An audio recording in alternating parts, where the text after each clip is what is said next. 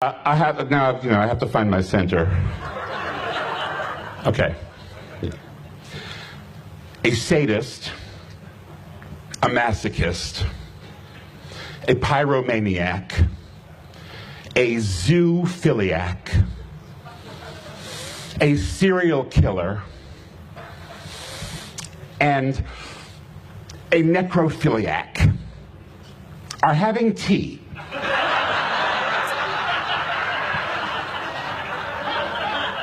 It could happen. And the sadist says, let's find a cat and torture it.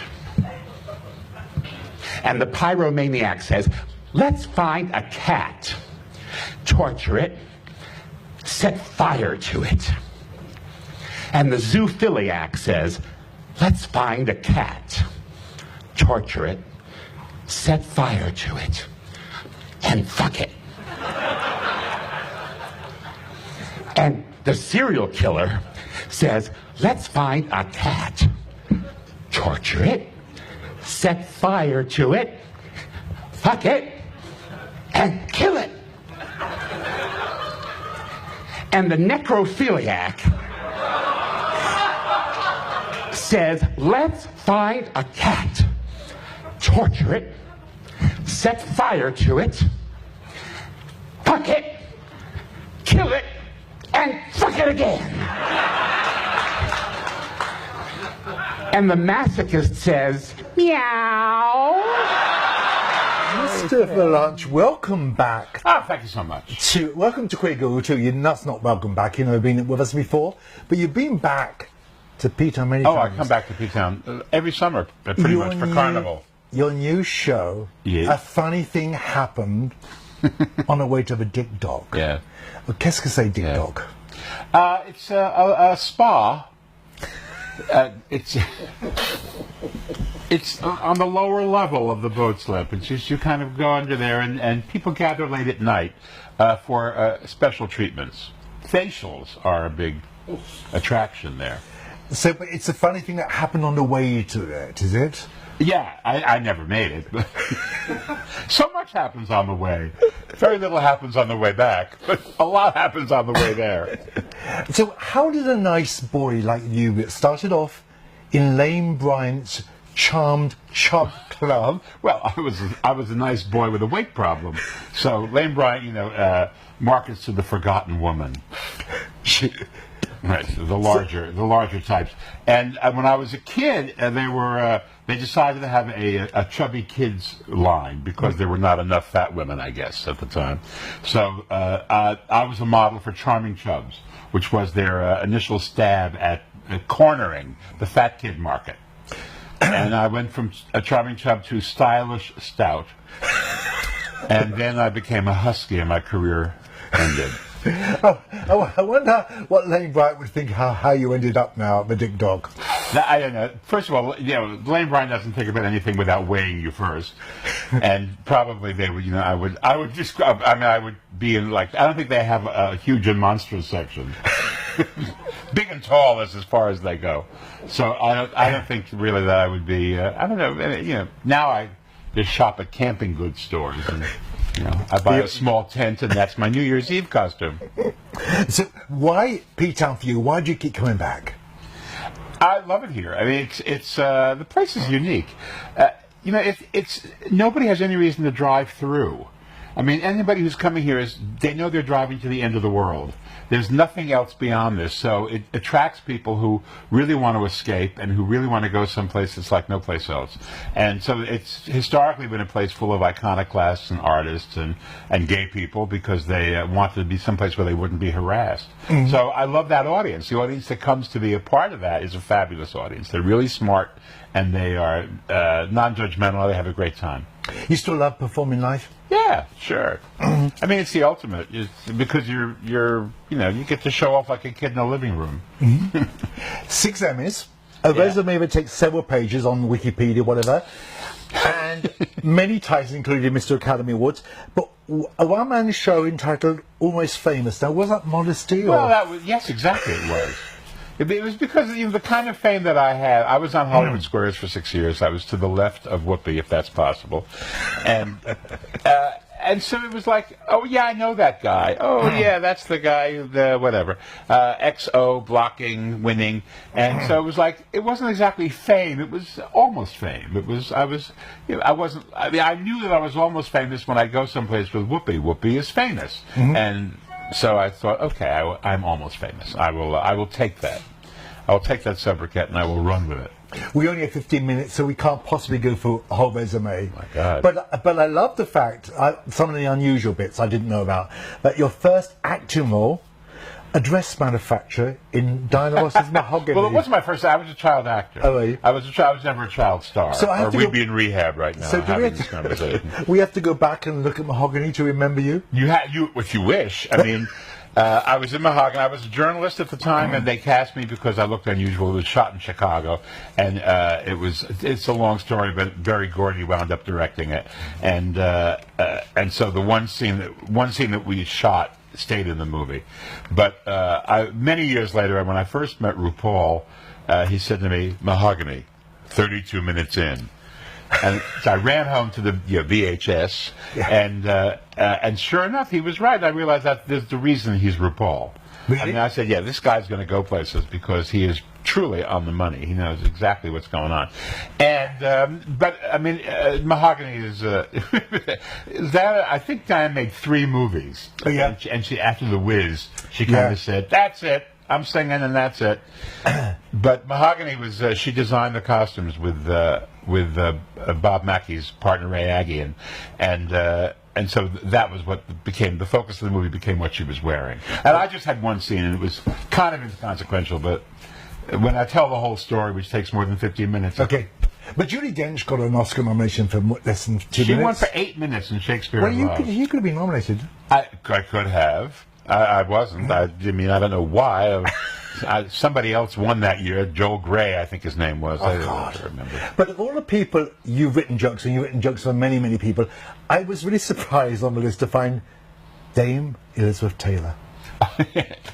She's not the natural comedian to me. No, but she spoke a lot, especially after she kind of took charge of taking care of AIDS in America. Yeah.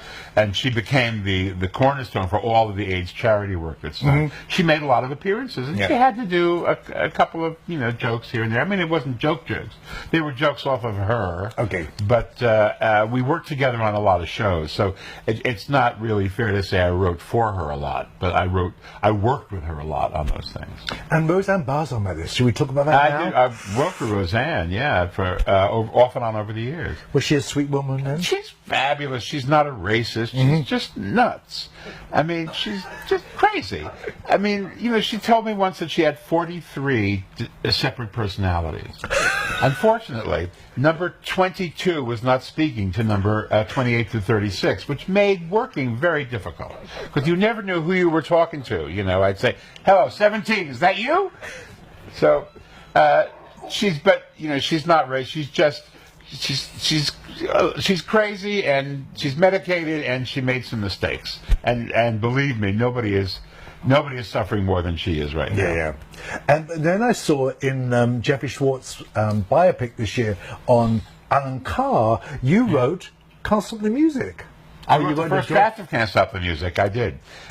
He was a character. Oh, Alan was amazing. I've written a play, actually, about him. You have? But I've just finished, and we're just having readings of it now. And, I may wind up playing the part myself if I can't get anybody. But he's a great story. I mean, he was quite a phenomenal character. And that first Oscar show was, the first one of the 23 that I've written, was pretty bizarre. I mean, it was the Rob Lowe, Snow White lawsuit show and all of that. Is that really lost the job after that? Is that the... Well, his career kind of ended after that because he was so vilified and demonized. And, when you're a producer, all you really have is your taste. I mean, your acumen, but your taste. And his taste was invalidated on a massive level. And that sort of sent him burrowing into a hole, and he never came out of that hole. It was interesting, with all the movies that Schwartz has made of gay icons, he's the one least known to the general public, but fascinating man. Alan Carr. Yeah. Well, he made Grease, which was, until Mamma Mia, was the biggest grossing musical of all time. Yeah.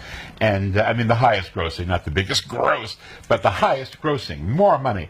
And he did La Cage aux Folles on Broadway. Yeah. That was his idea to turn it into a Broadway musical. And, he had quite a lot of good stuff going on. Can't Stop the Music, he was kind of infatuated with the Village People, and it was disco and drugs, and it was a bad idea. And I quit because we kept recasting it. I mean, it was about a woman who invents this band. I mean, a fictitious woman, and it was being written. It was custom written for different people along the way, and it went from Jackie Bissett to Olivia Newton-John to Cher. And after Raquel, I said, that's it. It's not, I'm not going to audition the script for any more people. But you liked him enough to write the play about him then? Oh, he was a fascinating character. Yeah, exactly. You probably had one of the gayest careers in Hollywood. Well, I guess. You can't say it wasn't gay. So there you. Why is there somebody in the closet still, even now? Why is somebody? Why there are so many in the closet still? Traditionally, I don't know that there are that many. I think traditionally the ones who have remained are the romantic leading men, the action heroes, because they have to be perceived as, can he kiss the girl? That's the test. Can he kiss the girl? Do we believe him kissing the girl? And when you tell the audience that you're gay, then parts of the audience will say, well, I will never believe him kissing the girl. And I don't know if that's old school thinking, because it hasn't really been tested. I mean, there hasn't been anybody, unless I'm forgetting somebody, so shout it out if I am. No. Who's like, an action figure, an action hero, who is out. Yeah. And is experiencing that right now. So I don't really know. But the people who are in the closet, if they are still in the closet, are there because they have long-held fears, and they come from backgrounds where it would be so difficult for them to deal with their families. But I think that, now that we're legally married everywhere in the country, and in Canada, where Justin Trudeau, the #1 tourist attraction of Canada, graces my T-shirt. I think that I don't know that operates all that much anymore. If you're in the closet now, it's because you're just generally repressed, I think. If you had to choose one of the many high spots on your career for your legacy or for your repertoire, what would it be?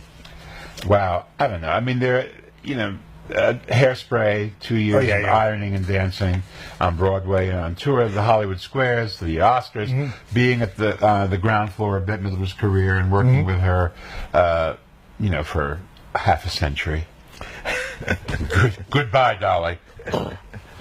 It would be somewhere up there. I mean, it's hard to, I don't think in those terms of what, when you start thinking, what the high point, then you realize, oh my God, it's over. Where's the Ambien? Let me take a nap. I think I remember seeing you in concert once talking about someone who didn't want a lifetime achievement on you said that. Because she doesn't want a life. That's because on the Oscars, when they give the Lifetime Achievement, it's generally you're at the end of your life. You've never gotten an Oscar, and they want to give you something before you kick the bucket. So she sees that coming. Yeah. She's never going to win an Oscar. So she says, they're coming to me now. They must think it's the end of the road. And she doesn't want to think that way. And she's 94 years old, and she's living in Carmel, scraping up dog shit. So, she's very happy. Okay, so if you can't go, and I couldn't choose a high spot for you, but can you choose a low spot, or maybe a celebrity you so regret you didn't work with? There are low spots. I mean, when Whoopi was living with Ted Danson, and they had broken up, and Whoopi was getting the Friars Club roast. And in those days, the roasts really were not broadcast, and they were really low. And so we had Ted come out in blackface. And that was pretty low because Ted got really beaten up over that. And it was really funny if you were there, but it was, it was difficult to be a part of that because and Whoopi took all the blame for it. She said, "Don't tell anybody you did this," and of course I told everybody because I did it, and so I guess if there was a low point, but whenever anything doesn't work, I mean, you think, oh, it's never going to get worse than this, and guess what? It gets worse than that. So there's no profit in thinking this is the best ever and this is the worst ever. So I found out that you are just 2 weeks younger. That Prince Charles is about to be king. Yes, he's about to be king. So what I'm queen. So exactly. I was saying, what are you going to be? What am I going to be? Queen? Yeah, of course. there you are. I find him. I mean, I met him once, and very briefly, as it always is when you meet people like that. But I was struck by the fact that we are literally of the same generation, and as you say, probably the same sign. Yeah. But not the same mother. No, but nothing about him was of my generation. He was raised in an old mindset. I mean, he hates pop music. He was raised on classical music. Everything about him speaks of. I mean, nothing that happened to my generation seemed to affect him. He was not a peacenik. He was not drugs. None of the things that we got involved in. He was raised in his own sort of cocoon, and I find that fascinating because we are the same age. But everything about him bespeaks another generation than my own. So you can't swap jobs. Oh, I could do that. I'd love to be King of England, but but I probably would have to. I'd be murdered by Elton first.